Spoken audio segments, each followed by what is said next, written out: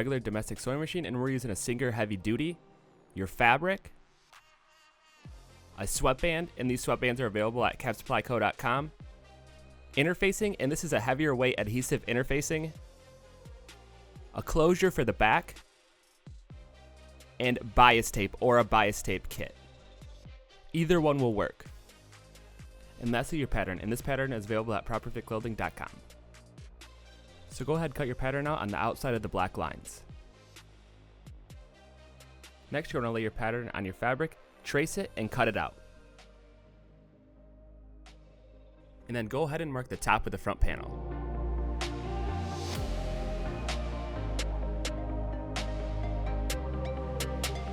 And then mark the fold lines on the pencil holder.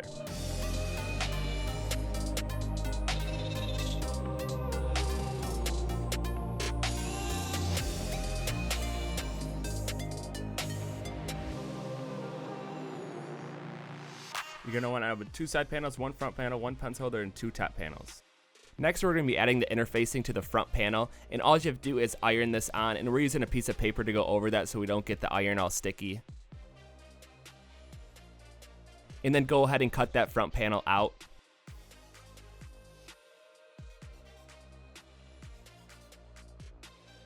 Next, take your top 2 panels, place right sides together, and sew along that top edge. And keep in mind this pattern calls for a 1/4 inch seam allowance. Then go ahead and cut the remaining fabric from the edge.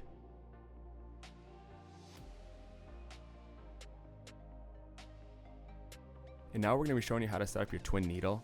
And this is super simple. Just install like a normal needle, set your machine to zigzag with 0 width, and thread 2 spools of thread the same exact way.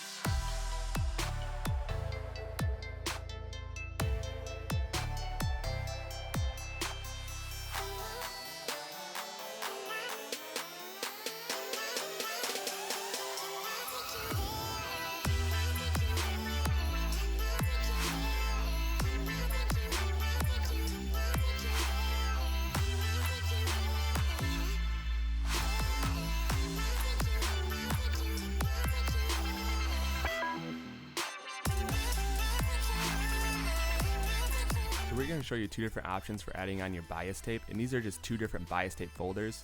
The one on the right is just one you can get at any hobby store, and the one on the left is available at capsupplyco.com. We are going to be using the one on the left just because it's a little bit easier for us to use, and we've been using it for a while. But honestly, they both do the same thing, so use whatever you're comfortable with.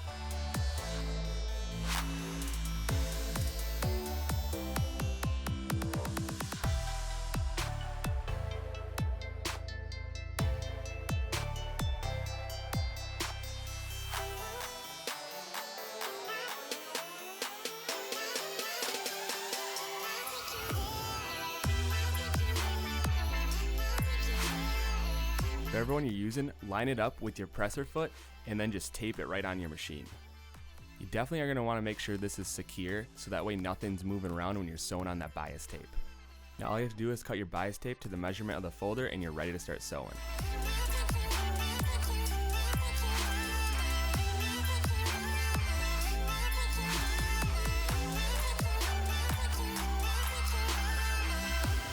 Next, you want to take the bias tape and add it to the center seam.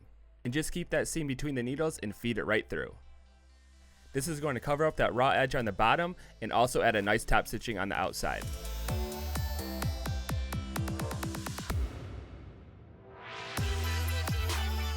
Next, you're going to take the top of the front panel and lay it right sides together on the top 2 panels and sew right along that edge.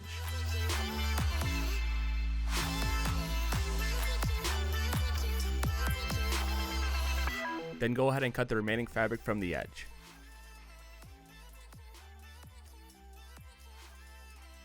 Then go ahead and add that bias tape to your front seam.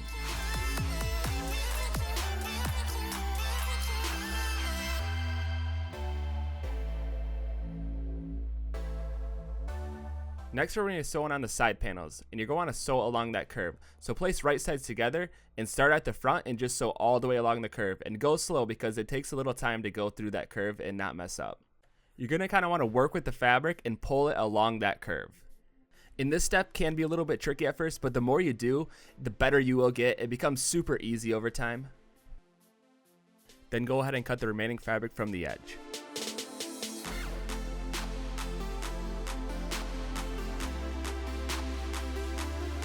And repeat this process for the other side.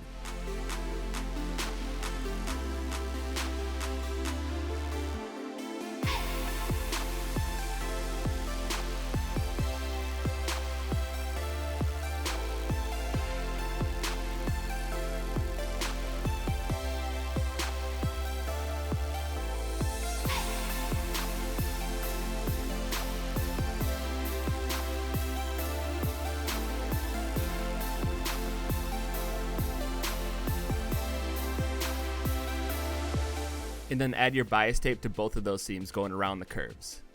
And again, going around those curves can be a little bit tricky, but just go slow and work with the fabric.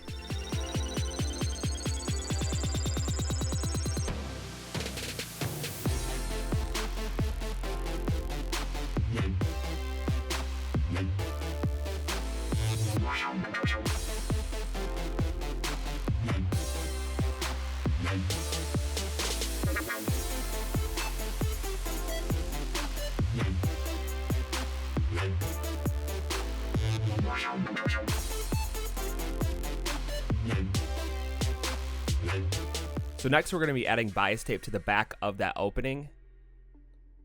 And for this video, we are going to use the pre-made bias tape, and there is a link for this in the description. And you can get this in a bunch of different colors, but if you want it to match a hat, I recommend using this bias tape making kit. And you can check this out in our other videos. We show how to use this. It's super simple, and it comes with a bunch of different sizes, and it's very easy to use. We definitely use this kit more often because that way we can match the fabric with our hat. But for the video, we're just going to show you that there are other options out there. Then take that bias tape, place it over the edge, and just stitch all the way around that curve.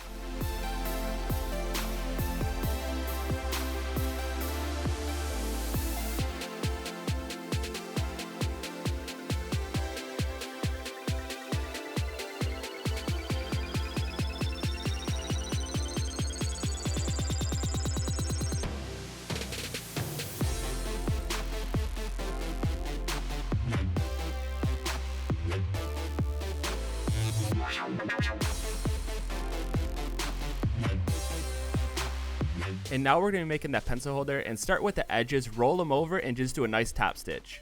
And again, the pattern indicates where to make those hems.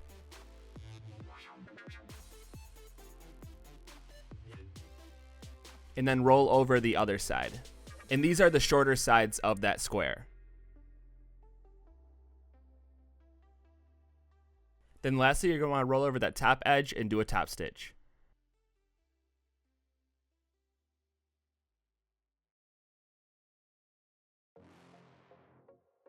And the last step for the crown is adding a side strip, and this is added on the inside, and these are available at capsupplyco.com. This adds for a little bit of structure at the bottom of the crown and will also help with sewing on the sweatband. So just add it on the bottom edge of the crown and sew all the way around.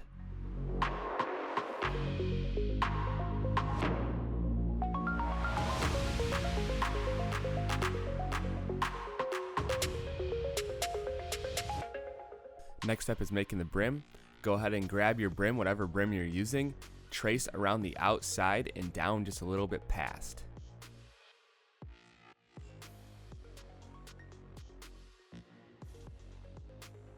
Then from there, grab your sewing machine and do a straight stitch all the way around that arch.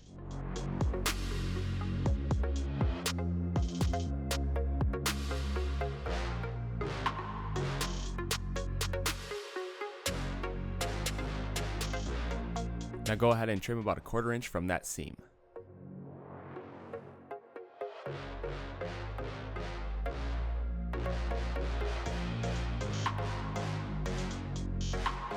Flip the right sides out and then start maneuvering your brim into position.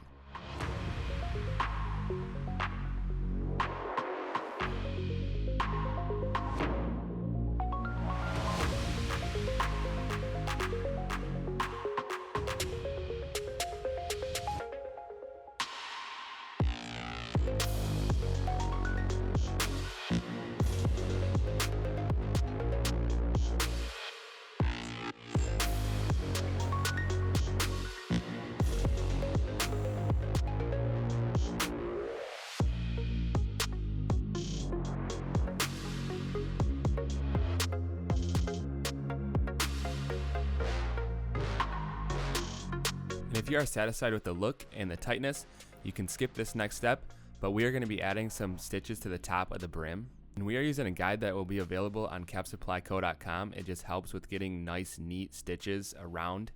As you can see, we're doing one line at a time, adjusting it, and then doing the next, and then making sure they're nice and even. Honestly, you can use any guide for this step, something that just keeps that brim from sliding all around.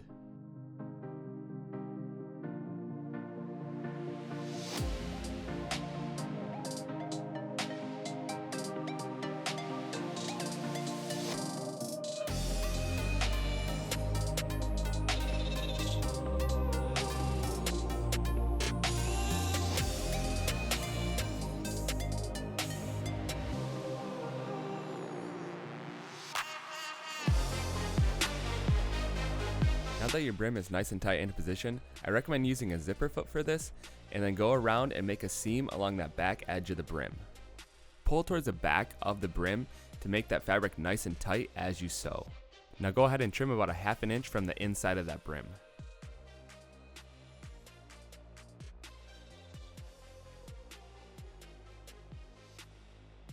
Now you're going to want to mark the center front of your crown and the center of your brim.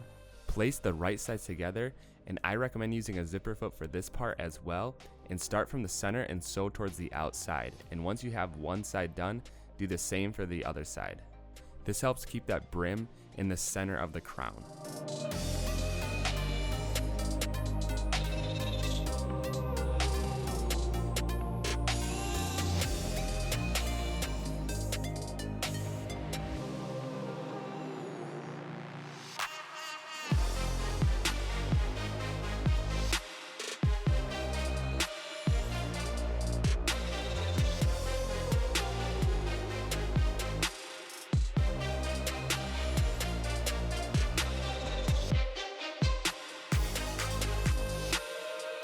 And now that the brim is on, we're going to go ahead and add on our pencil holder. Place it on the side that best suits you, whether you're right or left-handed. And you're going to want to make sure it rolls over. So just kind of adjust it and then throw a pencil in there to see how tight it will be. And then go from there. You're going to want to mark this after you find the right position. And then go ahead and do a straight stitch all the way across that top. And make sure you do a nice tack stitch on the front and the back.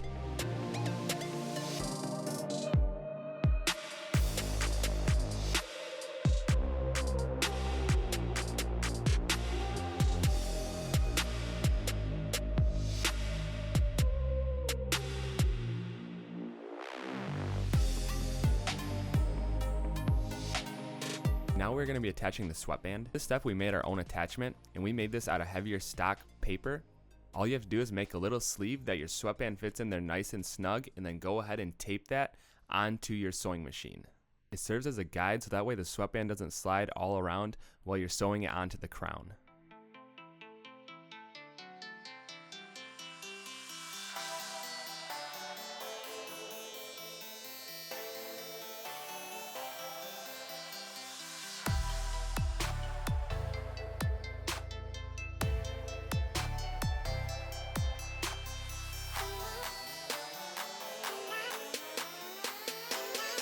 Once you have your sweatband guide into position, go ahead and roll over the edge and then just start sewing straight all the way around.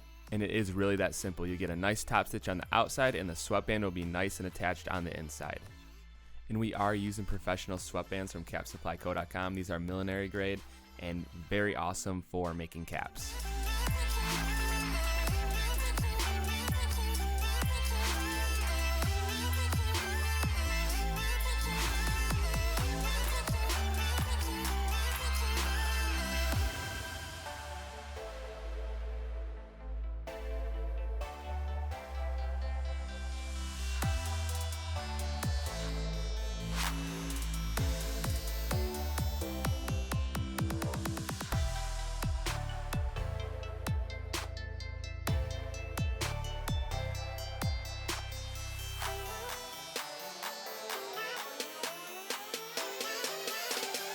And now we're going to be adding on a plastic snap to the back for a closure.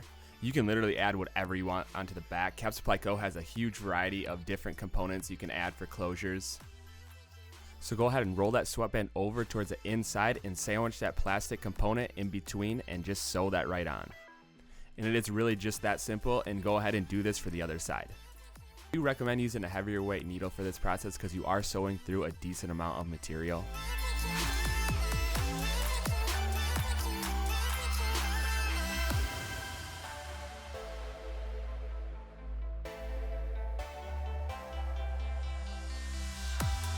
And now we're going to be adding air vents to the cap, and we're just using eyelets. You pretty much just want them to be evenly spaced and centered in each panel. Once you have your marks, go ahead, cut holes, put your eyelets in, and press them into place. And if you don't have a press, pliers work just as good for eyelets. But if you're looking for any tools that we're using specifically, we post all the links in the description below, so go ahead and check that out.